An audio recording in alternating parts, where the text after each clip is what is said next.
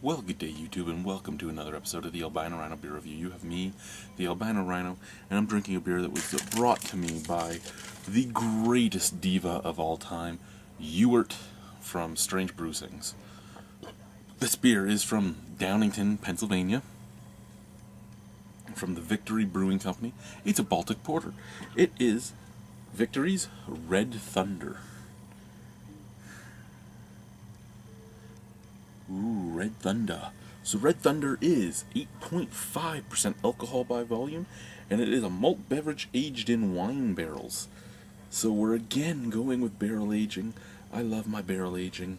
I don't always love the beers that are aged in the barrels, but I love barrel aging nonetheless, and wine barrels is a barrel that isn't normally used. So I get excited about that too. I probably shouldn't open that right above the light above my head.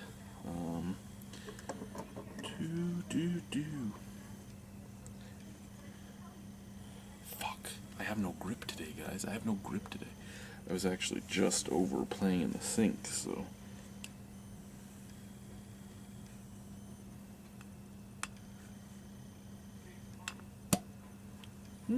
Almost no pop at all. I expected more. I expected an explosion, in all honesty.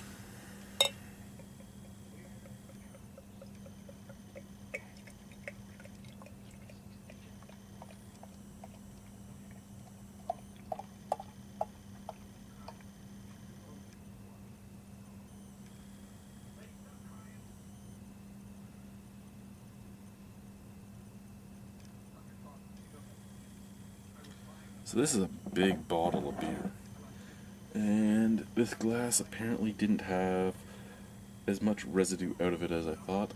Actually, for a huge glass like this that hasn't been used in 4 years, it's not bad. Well, 2 or 3 years now. Color, murky. Just a murky brown. Almost like a...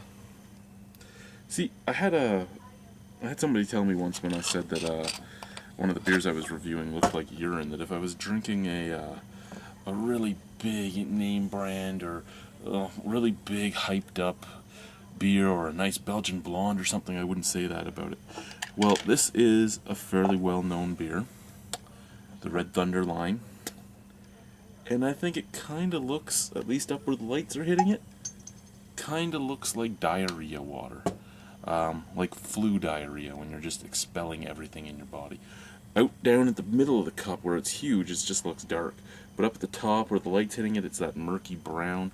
The head is beautiful, very skinny, very slight, but a nice color. Smell? Pretty much nothing on the glass. Ooh, my lord. That is beautiful. Much like the Domination Ale from Horseheads, you're getting molasses, you're getting caramel, you're getting butterscotch, you're getting coconut, you're getting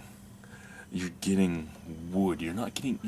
See, it says wine barrels. I'm not getting a grape-like scent at all. I'm just getting woodiness. You're also getting the vanilla. You're getting chocolate, lots of chocolate. A bit of fig and a bit of prune. So, you're getting all these beautiful, beautiful dark fruits. You're getting all these beautiful, beautiful porter qualities, and you're getting barrel aged qualities. It actually smells amazing. I'm gonna have to drink it. It smells so good. Cheers, guys.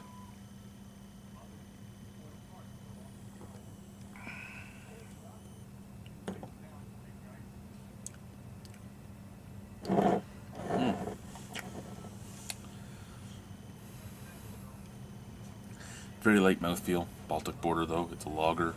Well, it could be a lager. Fairly usual mouthfeel.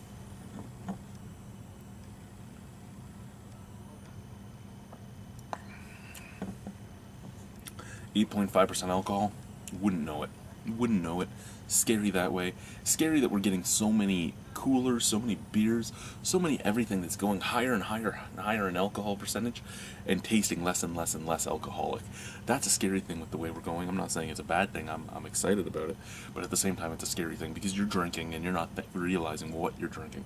At least when you're sipping on scotch and all that, you have to sip the scotch and ooh, as it burns down your throat. I mean, you can enjoy it. I can enjoy a fine scotch, but I still know that I'm drinking fire. This, wouldn't know you're drinking fire. Beautiful flavors.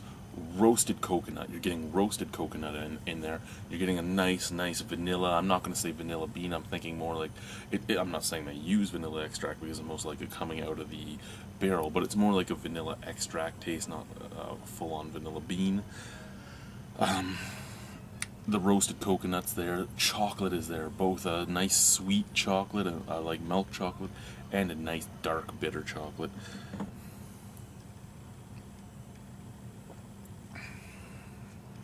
A touch of plum in there, even a touch of plum. And right at the end, you get a fruity quality that I cannot put into words. It might be something grapish, mattering what type of wine barrels it used. It matters whether or not that is what it is, or if it's just strange flavor from everything mingling together. So I'm not going to say it's necessarily from the barrel, but it does remind me of the other wine barrel aged beers I've had.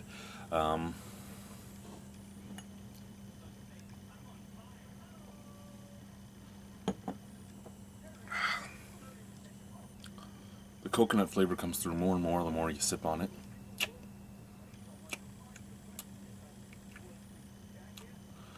I love there's this nice roastiness too.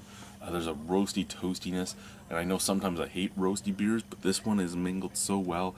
I mean, you're getting that sweet flavor all the way to the back of your tongue, and then you swallow, and then the roasty flavor comes back up your tongue. And that I can get behind, that I can love, and I do love. I'm loving that. I'm loving that taste in this beer. Great beer. Let's finish the pour here. There's some left in the bottle.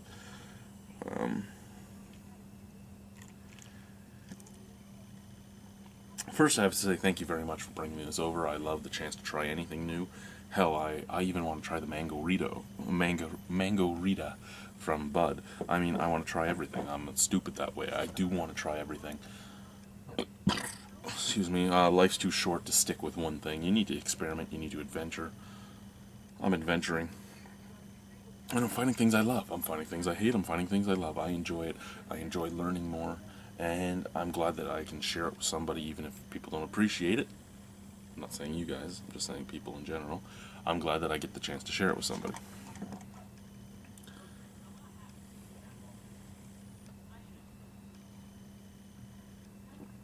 I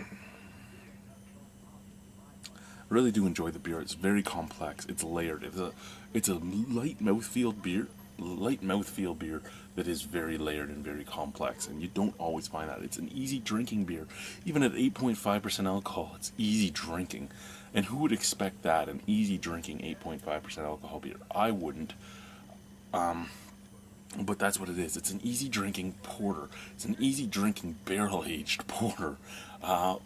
Yeah, the flavors may be too intense for the first timer, but if you're into craft beer at all, the flavors aren't that intense for an Imperial Porter.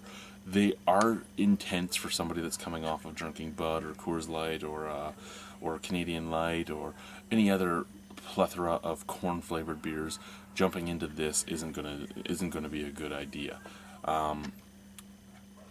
Unless you want to do that. I mean, you can jump into this and maybe you would like it. I'm just saying, from my own standpoint, I started the same way. I started with the big brands. And my first few craft beers, some of them were way too intense for me. Some of them I love now. Some of them I still hate. But some of them were just way too intense for me. And I'm okay with that. I'm okay with it. I'm just giving my opinion on it. This is a great beer. Subtle flavors, but very complex. And I say subtle flavors because they're not like bang in your face. It smells more intense out of the bottle than it tastes out of the glass.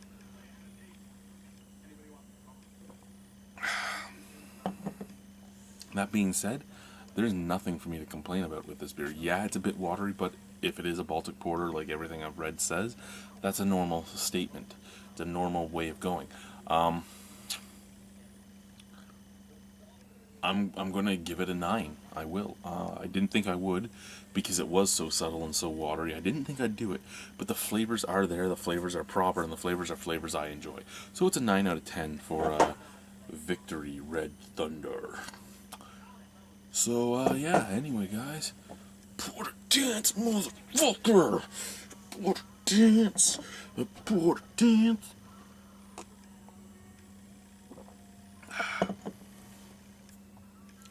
Bye. I'm gonna go watch some Game of Thrones season 3.